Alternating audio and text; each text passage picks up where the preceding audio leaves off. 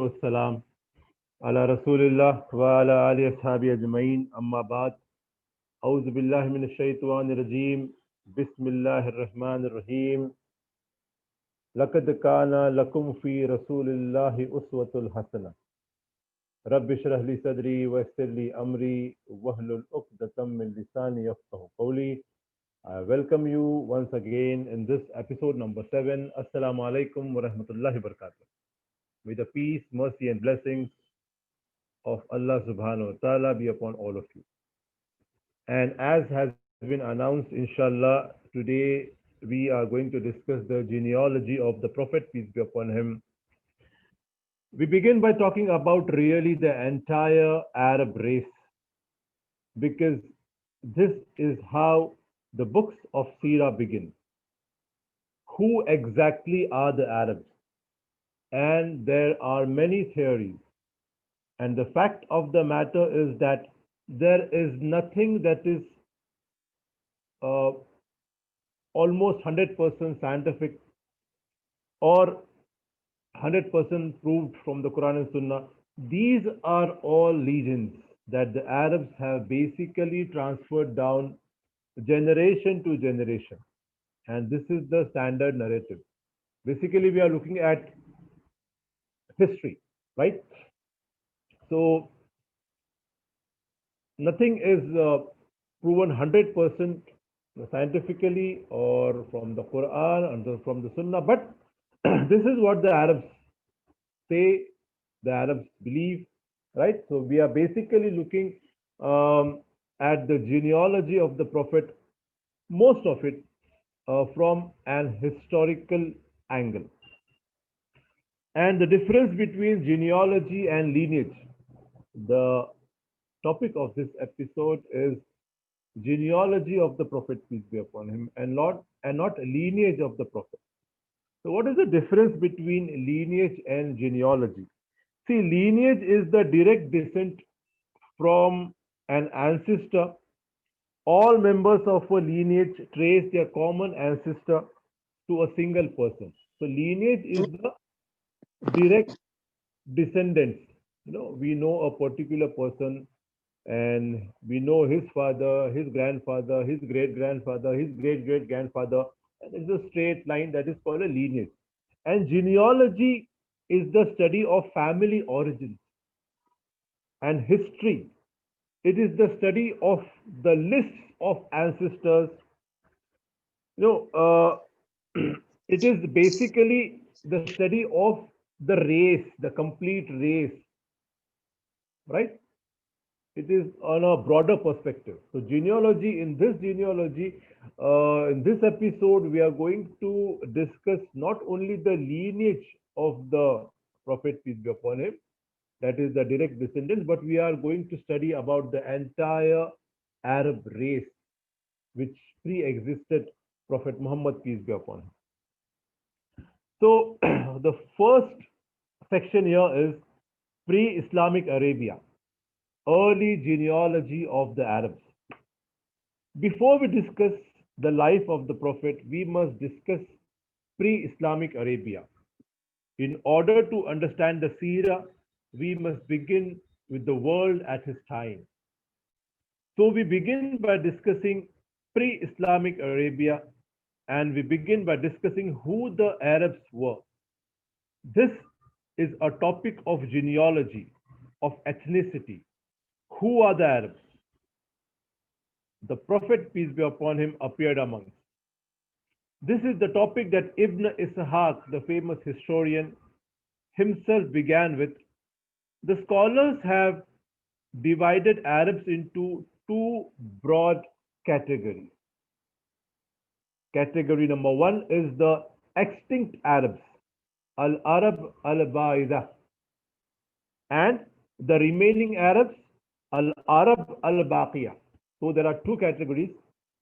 No, Arab scholars have divided, the pre-Islamic Arab race into two sections: the extinct Arabs, that is Al Arab al Baida, right? And these are the earliest civilizations that lived in Arabia. pre-Islamic by thousands of years. Earliest civilization of humanity in the Arabian Peninsula. The Quran mentions some of their stories, like we have the stories of the Ad and the Samud in the Quran. These were from the extinct Arabs, Al Arab Al Baida. They are simply called Arabs because they lived in the lands that later became Arabia. So these Al Arab Al Baida, they have nothing to do with the later Arabs. These were the later Arabs were simply called Arabs because they lived in the lands that later became Arabia. And as far as we know, Samud is the earliest humanity that flourished in the Arabian Peninsula around 3000 BC, before Christ. So around from now 5000 years ago, we have documented evidence of the Samud flourishing. 5000 years ago, the Samud race was flourishing. We can see the remnants of the palaces, etc. And also the people of Ad. Ibn Khaldun mentions these people fled from the ancient cities of Babel and came to Arabia. Then what happened to them? What happened to these Al Arab Al Baida? Each one of them have their own story. Some Allah destroyed, some civil wars, some flood, migration, etc. And eventually they all became extinct. They are lost now. They only exist in the textbooks. The second category is the remaining Arabs, Al Arab Al Baqiyah. Now, in Al Arab Al Baqiyah, the remaining Arabs, we have again two subcategories. Category A is the Qahtan. Qahtan is considered to be the father of the Arabs. His son was named Ya Arab. So Ya Arab is where the term Arab comes from. And it is said that Ya Arab, the son of Qahtan, was the first to speak Arabic. The Arabic language is traced back to him. Now, who is Ya Arab and who is Qahtan? Amazingly, we do not know much about them. Where did Qahtan descend from? Majority say he descended from the children of Nuh alayhi salam, called Sam. Nuh alayhi salam had three sons, Sam, Yafif, and Ham, right? And uh, Nuh alayhi salam had three sons, and Sam is one of the three, and he is the father of the Semites, including the Jewish race, the Arabic race, the Jewish race. He is the father. Sam is the father of all these races. The Aramaic-speaking people, Ibrahim alayhi salam, etc. And his brother Yafif is the father of the Roman race, the Caucasians and the white people. His brother Ham is the father of the Africans. The Bible says this, and there is a Daif hadith which supports this. So Allahu Alam, we don't have to believe that this is the 100% truth, right? There is a Daif hadith, and the Bible speaks of it. So basically, as I said, we are seeing this genealogy from the historical perspective, what the Arabs have with them. Another opinion is that Qahtan is the descendant of Ibrahim alayhi salam. The third opinion is that Qahtan is the descendant of Hud alayhi salam. But this is a very weak opinion. Allah knows best, but the majority position seems to be that Qahtan is not linked to Ibrahim alayhi salam, except that they were both descendants of Sam.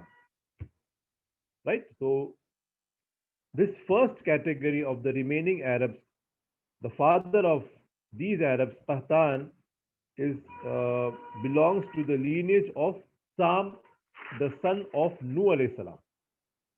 Right? So where did the Qahtani live? They lived in the southern portion of Arabia, and they had a number of dynasties and kingdoms.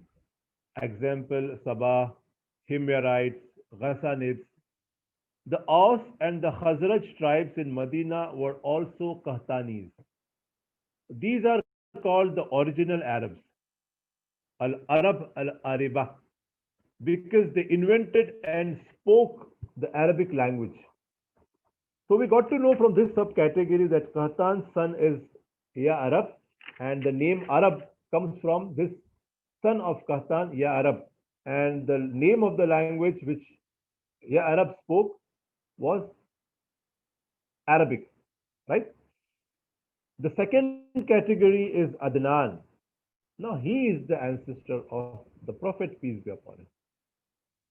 The Prophet, peace be upon him, is an Adnani. So we know a lot about him. Who is Adnan? One of the descendants of Ismail alayhi salam. Now Ibrahim alayhi salam is from Ur, that is Iraq. He made his way on his migration through Egypt. So Ismail alayhi salam, ethnically speaking, is also from Ur. He's also from Iraq. He is left as a baby. Ismail alayhi salam is left as a baby with his mother Hajra alayhi salam in Makkah, in an area where Qahtanis don't normally inhabit. Qahtani don't live there. And we are speaking about Adnanis. Hmm? One of the tribe of Qahtan, Jurhum, passes by and Ismail alayhi salam marries into Jurhum. So he begins speaking their language. Now Jurhum are the Qahtani, the original Arabs. And Ismail alayhi salam is not an Arab, he is from Iraq, right, ethnically speaking. So the Jurhum tribe, when they are passing by Makkah, they reside there, and Ismail alayhi salam marries into Jurhum, and now begins speaking Arabic. Now their children are a mixture of Ibrahim alayhi salam's blood and the Qahtanis. And a few generations down, a person appears by the name of Adnan. He is a descendant of Ismail alayhi salam. There are about 7 to 10 generations between Adnan and Ismail alayhi salam. And from Adnan, the Arab tribes spring forth. All of the Adnani tribes, most famously the Quraysh tribe, go back to Adnan, who goes back to Ismail alayhi salam. The Adnani Arabs are called the Arabs who learned Arabic, Al-Arab al-Musta'ariba. Why? Because Arabic was not their language. They learned it from the Al-Arab al-Ariba, right? The original Arabs. Why? Because Arabic was not their language. They have come from Iraq, from Ur, and now they started speaking. They started learning Arabic from the original Arabs. There is no difference of opinion that the Prophet, peace be upon him, is the 20th offspring of Adnan. Now the Adnanis actually spoke better Arabic than the original Arabs. Why? Because they settled in Central Arabia. They settled in Makkah. So all of the other Arabian tribes went through them. They came to them. So because they interacted with so many original Arabs, they began to take the best of the Arab culture.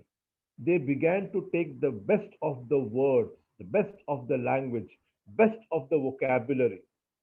So eventually they became more eloquent and prestigious than the original Arabs. And our Prophet, peace be upon him, came from them. We need to understand that the tribes and the lineage of the Arabs to fully understand the seerah of the Prophet, peace be upon him. So in short, from the second subcategory, Adnan, we come to know that Adnan is the direct, Prophet Muhammad, peace be upon him, is the direct descendant of Adnan, and there is no difference of opinion among all the scholars that there are 20 generations between Adnan and Prophet Muhammad, peace be upon him. That is, Prophet Muhammad peace be upon him, is the 20th offspring of Adnan, right? So there is more detail here which I'm skipping because I want to make this episode a crisp episode. I'm not going into very much detail, okay? Although it is very interesting, right? uh, there is a hadith here that some scholars have said is authentic, some said is not authentic. You know, this hadith is in Tirmidhi. Some scholars say it is authentic, Sahih, and some scholars have some doubts about it. Our Prophet, peace be upon him, said Sam, that is the son of Nuh alayhi salam, is the father of Arabs, and Yafis is the father of Romans, and Ham is the father of the Africans. This hadith is in Tirmidhi.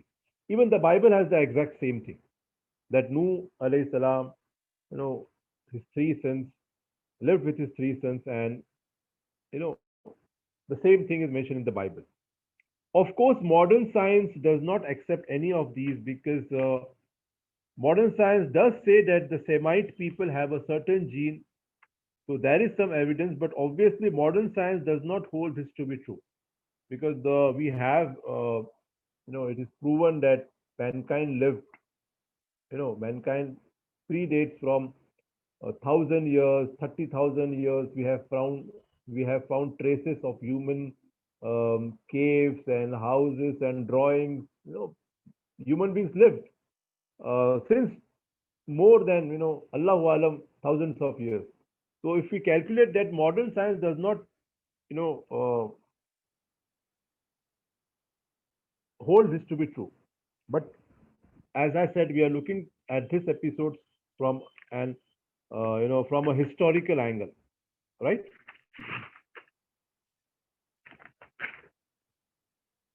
Now, there is an entire science of classical Islam which is one of the rarest sciences alive to this day.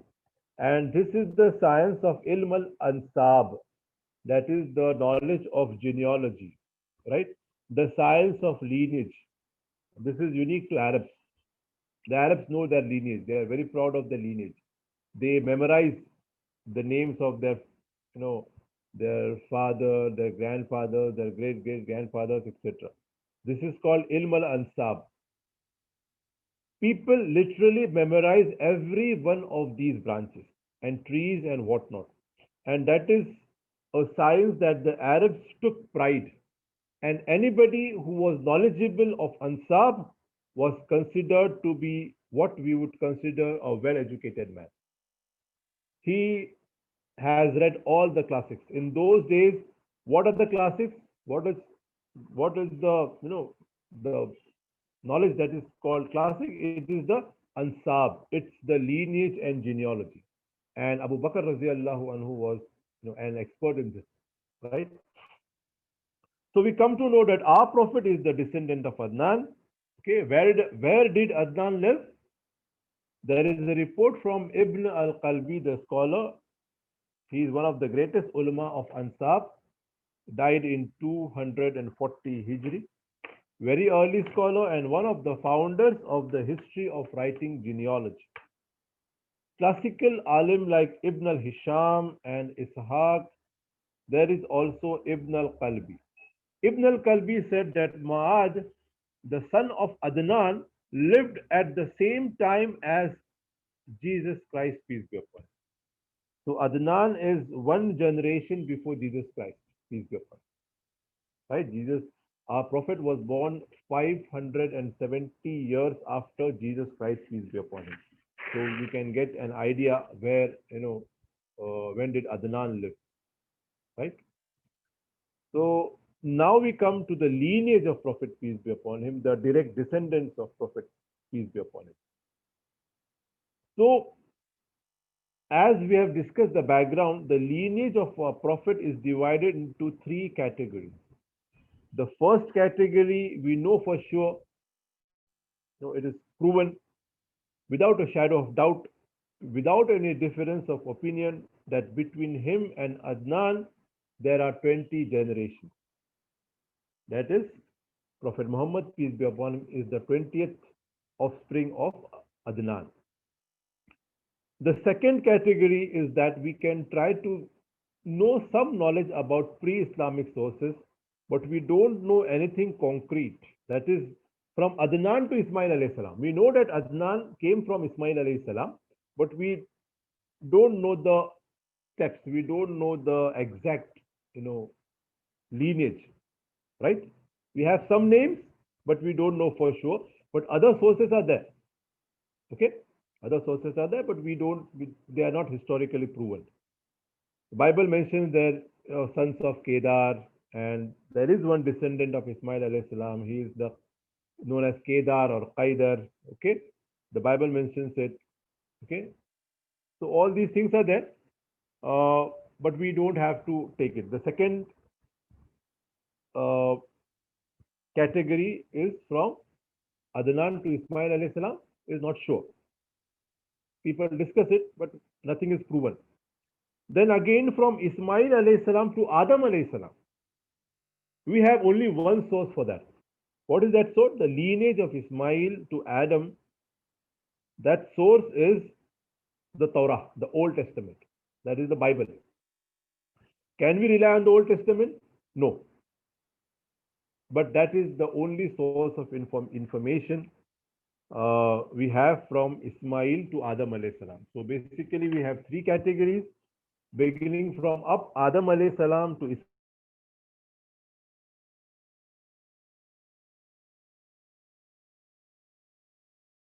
we can just read, we can just see, but we don't have to believe. Second category is from Ismail alayhi salam to Adnan. Again, we have differences of difference of opinions, and we don't have to believe exactly. We have some names, but we don't have to believe. We are not sure.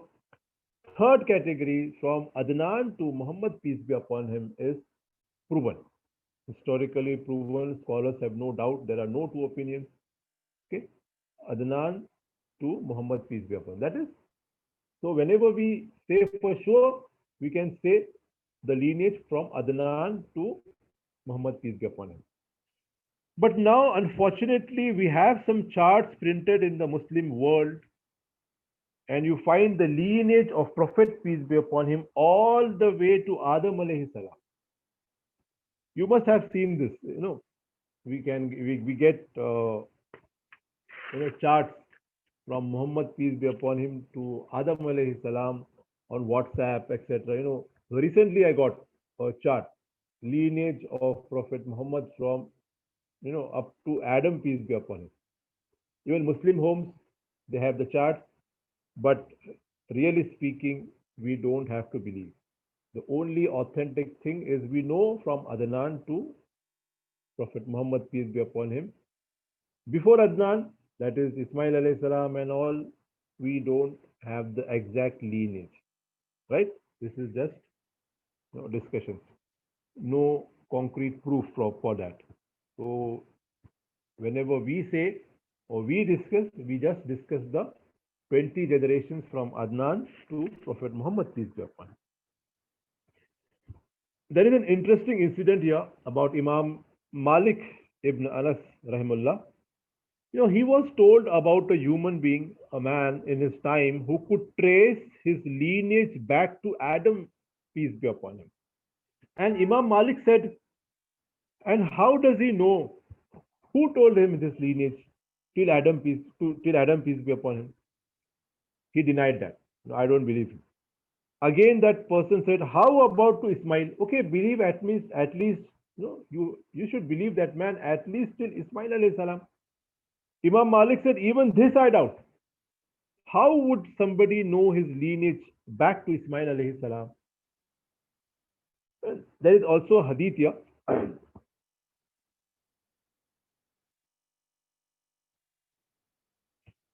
There is also a hadith here in Mu'jam al-Kabir of al-Tabrani.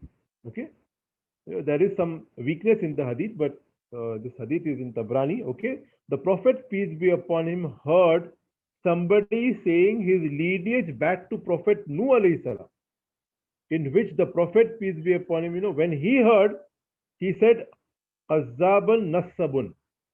That is, the genealogists have lied.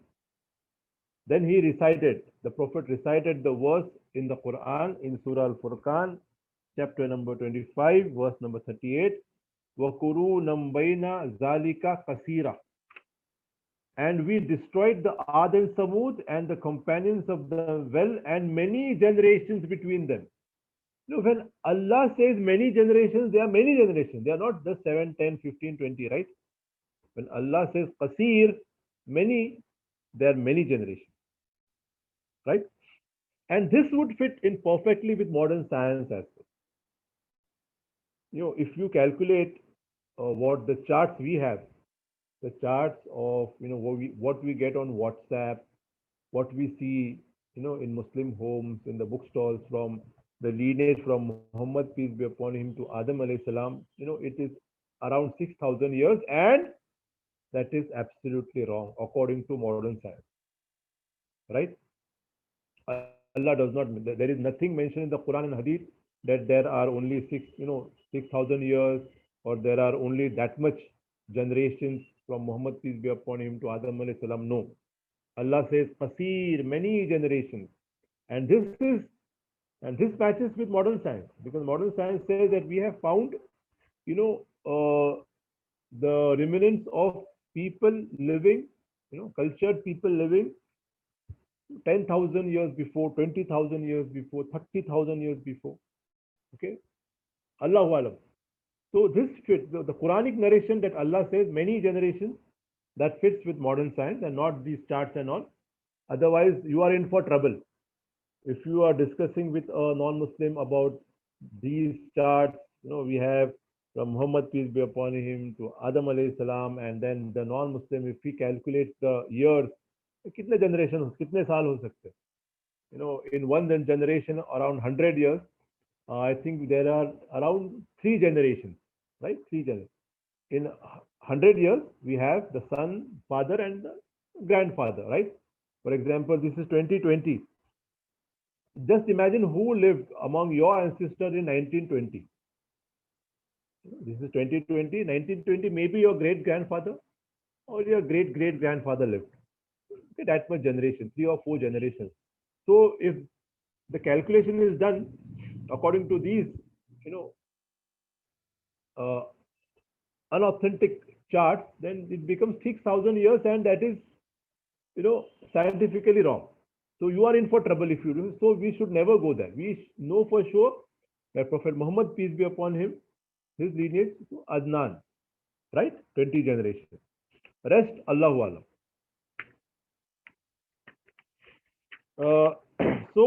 Now we go directly, although there are some details here, very time consuming. So we directly go to the lineage between Prophet Muhammad, peace be upon him, and Adnan. Now we come to the direct lineage, direct descendant. Our Prophet, peace be upon him, is Muhammad ibn Abdullah, ibn Abdul Muttalib, ibn Hashim, ibn Abd Munaf, ibn Qusay, ibn Qilab, ibn Murrah, ibn Qab, ibn Luay, ibn Ghalib, ibn Fihr, ibn Malik, ibn al-Nadr, ibn Kinana, ibn Khuzaymah, ibn Mudrikah, ibn Ilyas, ibn Mudar, ibn Nizar, ibn Muad, ibn Adnan. This is proven, right? That is 20 generations exactly. This his lineage as has been agreed upon. Okay, nobody doubts it, right? Nobody has two views about it. We do have a little knowledge here and there about some of them. These 20, among these 20 generations, we have some knowledge about these 20 people. Okay, this hadith is in Sahih Muslim. So let's look at this hadith, and then we definitely have to analyze the people that he mentioned. Among these 20 generations, the Prophet, peace be upon him, mentioned about 3 people, 3 generations. Okay, this hadith is in Sahih Muslim.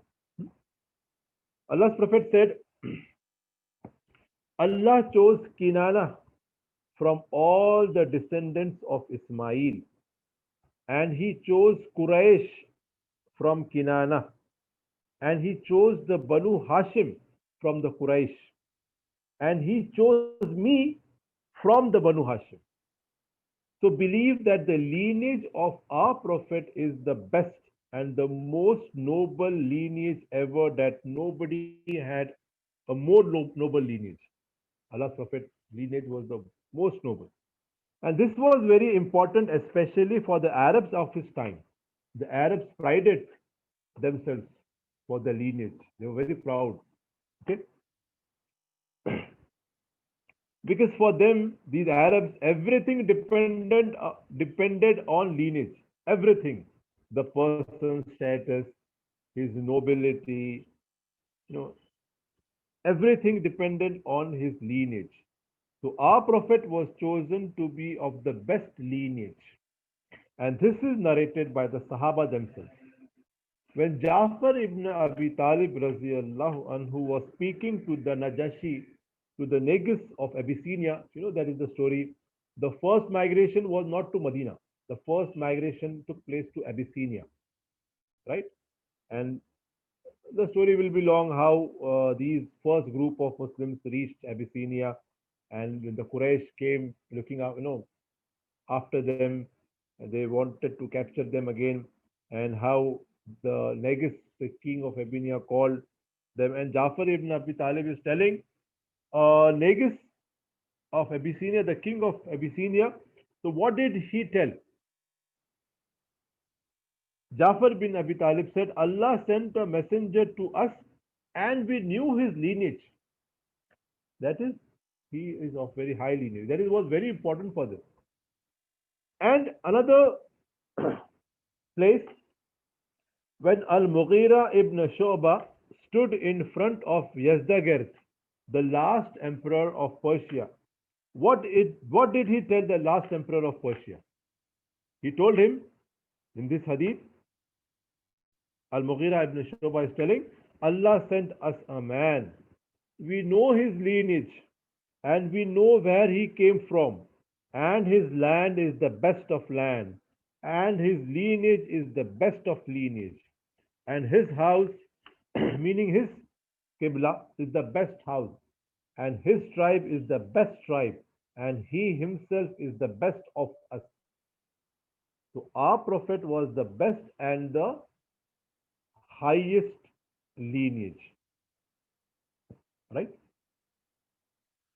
The concept of the nobility of lineage. Okay, uh, you have to think. You have to wait for a second and think.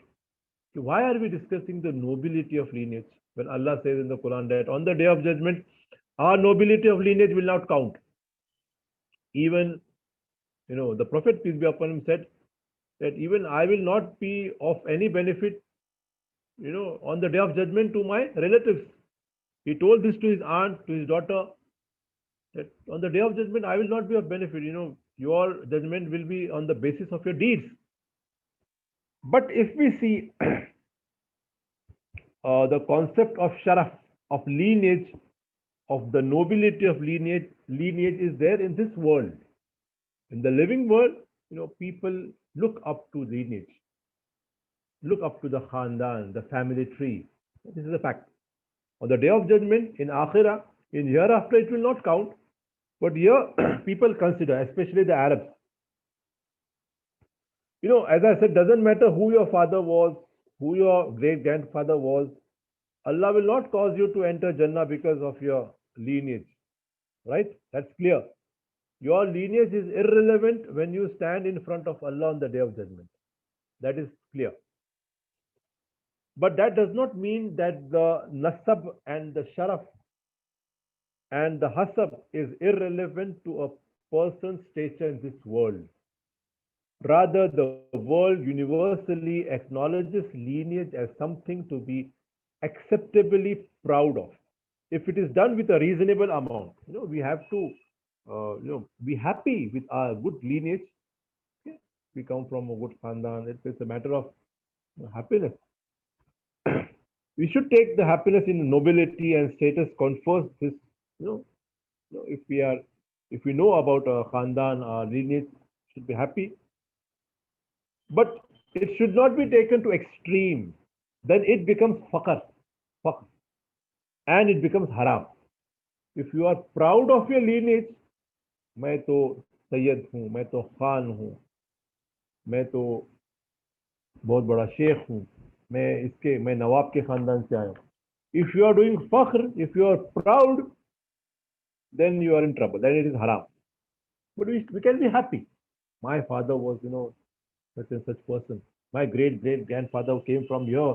He was, a certain man. He was well known. You can be happy about that. But you cannot do, you cannot pride yourself on that. That becomes haram then. Right? So we come to know that the Prophet came from a very high, noble lineage. And as the hadith says, um, Allah chose Kinana from all the descendants of Ismail. Allah chose Kinana, right? So we come to Kinana here. The Prophet said that from the children of Ismail alayhi salam, Allah chose who?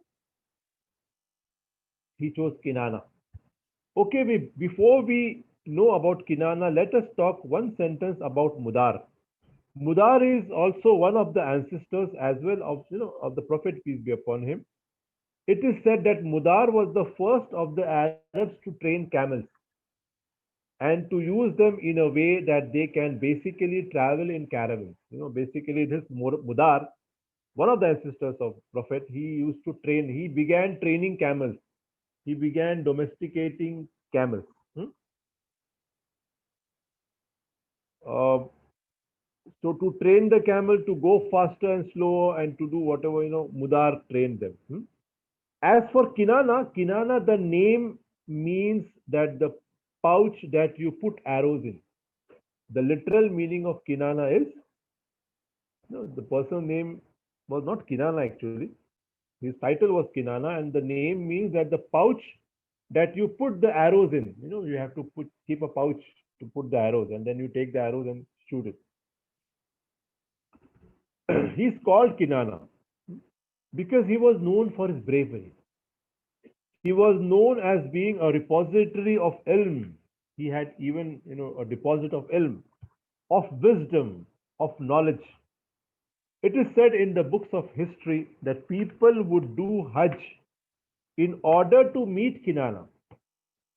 Now, Hajj is, of course, there from the time of Ismail alayhi salam, from Ibrahim alayhi salam. Hajj is there, right? So people from those days were doing Hajj. So people used to come to Hajj to meet this person Kinana. To meet Kinana became an honor, and people would have a double niyyah when doing Hajj. That not just to come for the Makkah and for the Hajj, but also to meet Kinana.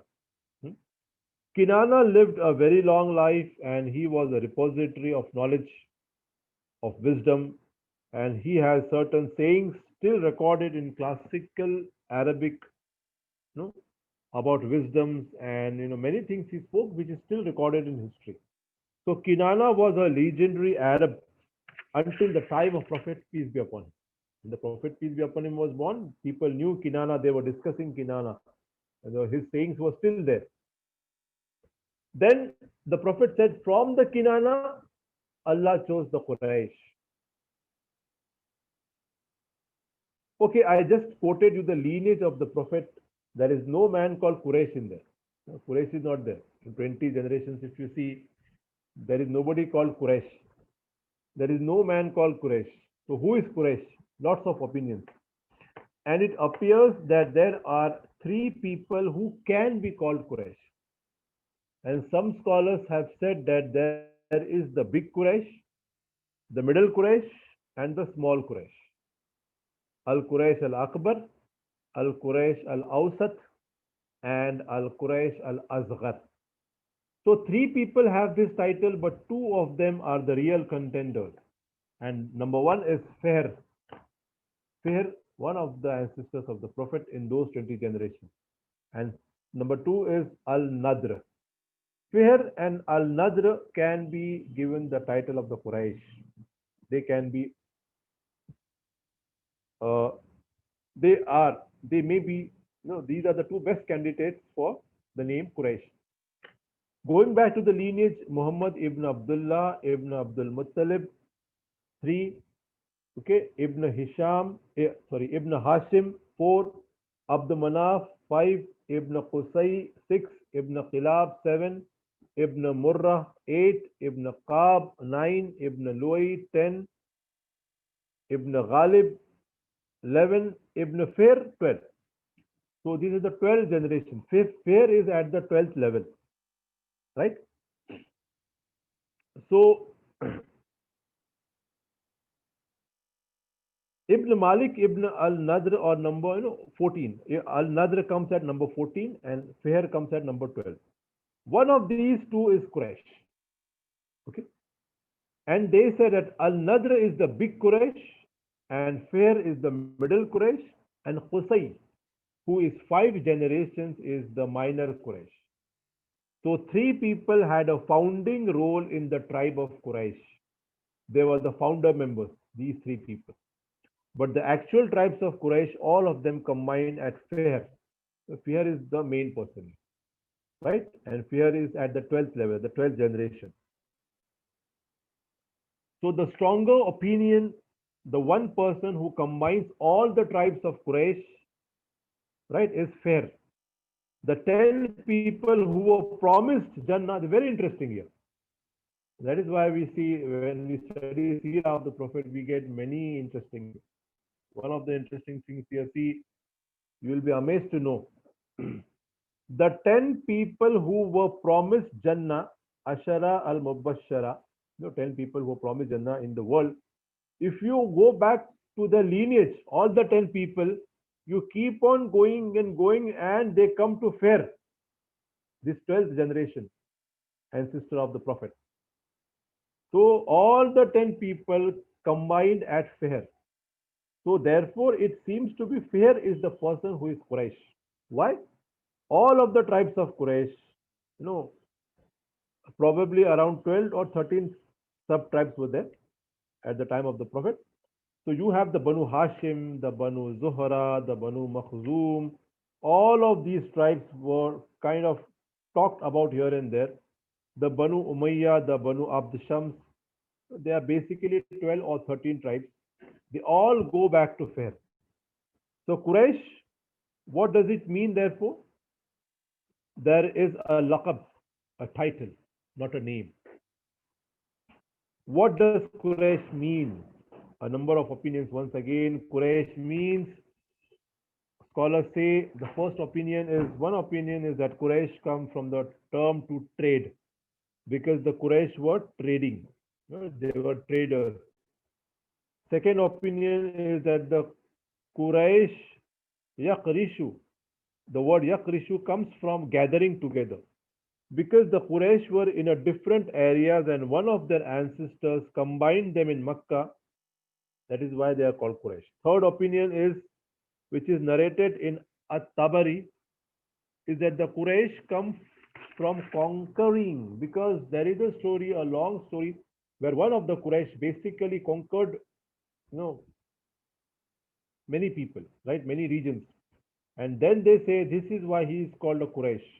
That Quraysh will conquer other tribes, many places. Okay? Whatever the meaning, this was the laqab, the title that stuck with Fihr. And so the descendants of Fihr are called Qurayshi. And therefore, all of the tribes of Quraysh go back to Fihr, who is the 12th ancestor of the Prophet, peace be upon him. Right? So, now we come to the immediate ancestors of the Prophet, peace be upon him. And these are the Qusay, and we have Abd Manaf, then Hashim, and many things, many interesting things are there. So we'll just speak of Qusay, right? We have some 10 minutes, 10, 15 minutes, right? Otherwise, it will be an overdose for you. This topic is a very lengthy topic. That's why when I decided on this topic, I put up part one. I knew that this was going to be a lengthy topic. So the genealogy of the Prophet, part one. So next, inshallah, next time we discuss, that would be genealogy of the Prophet, part two, right? So let us begin with very quickly about the immediate ancestors of the Prophet, whom we know a little bit more about the old ancestors, beginning with Qusay, then Abd Munaf, then Hashim, then Abdul Muttalib. Okay, all of us know about Abdul Muttalib. He's the grandfather of the Prophet. Hashim is the great grandfather of the Prophet. Abd Manaf is Hashim's father. Qusay is Abd Manaf's father. So these are the immediate generations of the Prophet, peace be upon him. So Qusay, how many generations? It is better to memorize all these 20 generations of the Prophet, at least 10. At least 10 we should know about the lineage of the Prophet, peace be upon him. Okay, so request to all of you, so those who can, those who are free, please memorize the 20 generations or at least 10 generations. So number one, Muhammad ibn Abdullah ibn Abdul Muttalib ibn Hashim ibn Abd Munaf ibn Qusay. Okay, there are 6 generations, at least this 6 generations, right? So Qusay, we know many things about this person, Qusay. Qusay is the star of the Quraysh. He is the hero of the Quraysh. That is why he is called the minor Quraysh. He really started the immediate ascent of the Quraysh, the progress of the Quraysh. So that when the Prophet came, when the Prophet was born, the Quraysh are at the pinnacle of their power. Okay? So Qusay is the one who began the progress. And then 5 generations later, the Prophet comes, and of course, he then takes it to an international level. When the Prophet came, he took his tribe to an international level. Now everybody knows about his tribe, his lineage, right? So what did Qusay do? When did he live? Qusay lived around 400 CE, that is 400 years after Jesus, peace be upon him. Around 400 CE, that is 170 years before the birth of the Prophet, peace be upon him. What did Qusay do? Many things. The most important thing he did, he wrestled back the power of the political city of Makkah into the descendants of the Quraysh. He took the power back from the other tribes to the Quraysh. Okay, there was another tribe of the descendants of Adnan, but not of the descendants of Fihr. There were different other tribes than Quraysh in Makkah at that time. So Qusay, what he did, he grabbed the power from that, and now he became the powerful sort of ruler in Makkah. The other tribe was the tribe of Khuza. Okay, he wrestled the power back from Khuza. So who are the Khuza? They are another Ismaili. When I say Ismaili, don't mean that they come from Ismail alayhi salam. Okay, they were another branch, not the descendants of Fihr. They were not Quraysh. The Khuza are another branch of the descendants of Ismail alayhi salam, and the Khuza had taken over the city of Makkah. Who did they take it over from? From the ancient Arabs that Ismail had married into it, the Jurhum tribe. And who did Ismail marry into? Jurhum. So Ismail had married into Jurhum. Jurhum stayed for a while in Makkah. They began doing bad things, overtaxing the people. So the Khuza overthrew them and kicked out everybody, including Fihr's descendants, including the ancestors of the Prophet. That is the original Quraysh. So where were they living? They were living in a small encampments, in small dwellings outside of Makkah, not in the city of Makkah, but traveling distance from Makkah. So this Khuza tribe, what they did, when Jurhum, the tribe began doing bad things, began troubling the people, the Khuza fought them and kicked them out, right? So Qusay, in a long story mentioned by Ibn Ishaq, managed to win over the tribe of Khuzah, the chieftain of the tribe. How did he do so? By a very small tactical move. He married his daughter. So the chieftain of Khuzah, he had sons, he had daughters. Qusay managed to marry one of his daughters, and he then demonstrated his skills over and above the sons even of the chieftain of Khuzah. And therefore, when the father died, now he is in the family, he is the son-in-law, right? The people wanted Qusay over the sons. So Qusay, he a very clever plan. He married the daughter of the chief of the tribe of Khuzah, who was the chief of Makkah at that time. And he demonstrated his skills to the people. He is so, he's an expert in almost everything. So when the chief of Khuzah died, people said, instead of the sons of Khuzah, let Qusay become our leader. And because of this, he managed to actually go to war with other tribes. And he called in the descendants of Fihr, that is other Qurayshi tribes. And this is now the gathering. Some people say this is why Qurayshi is called Quraysh, because the word literally means gathering. He gathered together the tribes of Banu Fihr and he fought the tribes of Khuda. And of course, they are very distant cousins, obviously, very distant cousins. But he fought them and he expelled them and he took over Makkah. So the great great grandfather, six generations back, of course, the great great great grandfather of the Prophet reclaimed Makkah for the Quraysh. Okay, uh, it is a time of Qusay now. What else did Qusay do?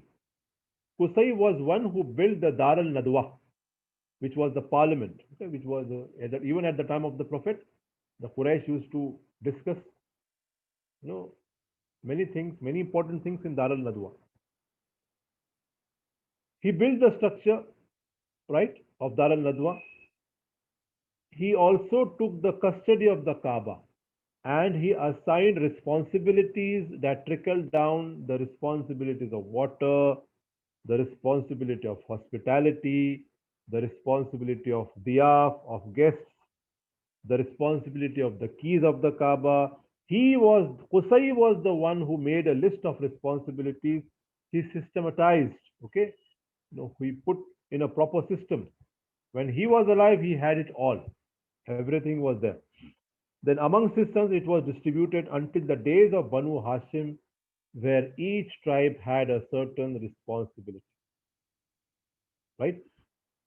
And as we know, even in the time of the Prophet, one of the tribes, Banu Addar, had the key. And the person, Usman, of this tribe, Banu Abd al-Dar, once when the Prophet, the Muslims were persecuted, Islam was not in power, the Prophet, peace be upon him, had asked for the key of the Kaaba to worship. And this Usman of Abd al-Dar tribe, he had rebuked the Prophet. So go away, I will not give you the key. But when Islam came to power, when the Prophet became the supreme leader, he took the key from Usman and he returned to Usman. And he said, this key would remain in your generation till the day of judgment. And till now, to this date, the keys of the Kaaba are with this people of this tribe, Banu Abd al-Dar. Okay. So again, Qusay was one who began the institution of taking care of the Hujjaj. The Hujjaj, the people who come to Hajj, would get free food and water. That wasn't before then. Now this is frankly, he was a good person, a good politician, Qusay. So he started feeding the Hujjaj, right? Feeding the guests. And he did many things. So he was one of the powerful Quraysh, right? So we come to end here with the last thing is here. He was buried at Hujun, and Hujun is the famous graveyard of Makkah. He was the first person to be buried over there. And to this day, Hujun is really one of the most famous graveyards of Makkah. So, Qusay was the first person to be buried there. and he is still buried there to this day. We come to end of this episode. The next episode we will speak about Abdul Manaf, then Hashim, okay, then Abdul Muttalib, right? Then Abdullah, the father of the Prophet, right? So we are going to have another very interesting session, interesting episode. The next episode, episode number 8. So join next time and inform your relatives, your friends, even non-Muslims, so that they come to know about this wonderful personality, the greatest personality of Prophet Muhammad, peace be upon him, the last and final messenger of Almighty God. So we come to the end of this session, and I open the floor for a short question and answer session. If you have any questions, please put up your question. Yes. Any questions?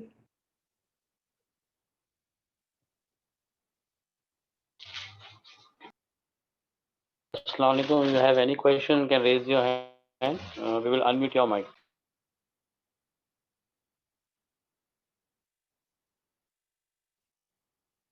कोई सवाल है तो पूछ सकते हैं आप.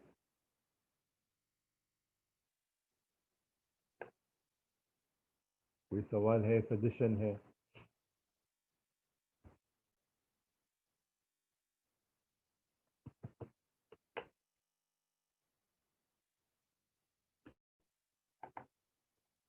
If there are no questions, then we can end the session.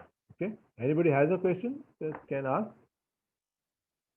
About the genealogy of the Prophet, peace be upon him. And if there are no questions, we are just waiting for any question.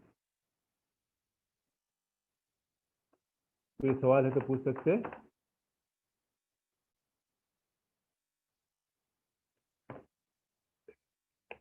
If there are no questions, then we can end the session. Okay. There are no questions. Okay. So we can end the session here. So praying for you, pray for me, and pray for my parents, and pray for the whole Muslim Ummah, and get back to the next episode, episode number 8, the genealogy of the Prophet, part 2. Wa akhiru da'wana and alhamdulillah rabbil alamin. Assalamu alaikum.